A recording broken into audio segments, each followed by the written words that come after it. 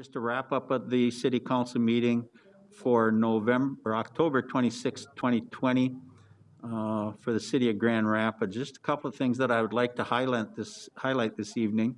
We got a couple of grants in. One was for $858,000, a grant for the Coronavirus Relief Fund to help offset some expenditures due to COVID-19, and we also accepted a second grant for just over $24,000 from Itasca County Coronavirus Relief Fund, once again, to offset expenditures incurred due to the public health emergency. A couple other things on the consent agenda that I wanted to talk about. We're continuing our easement purchase for the Highway 2 West Trail.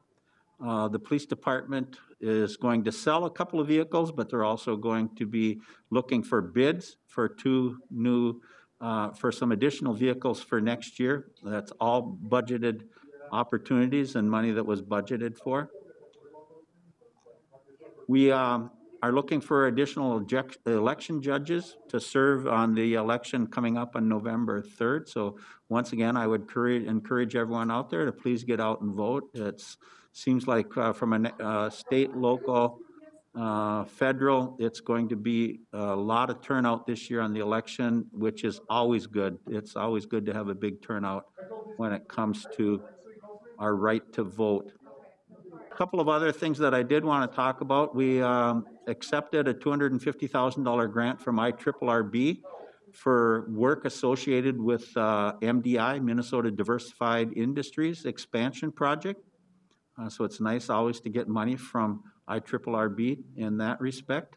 And we also accepted a $230,000 grant from the Minnesota Department of Iron Range Resources and Rehabilitation for work on the solar garden that's going to be developed just off from the airport, actually on airport property, so down 7th in Grand Rapids. So with that, we did have one to purchase some sensor equipment for the Grand Rapids Airport.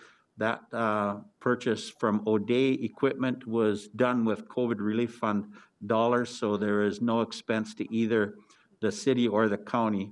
As you recall, all payments and all operations out there are 90-10, 90% FAA funded and 10% that is split 5% both ways, 5% by the county and 5% by the city. But in this case, the COVID Relief Fund was qualified to pay for this sensor equipment, so it was 100% funded there.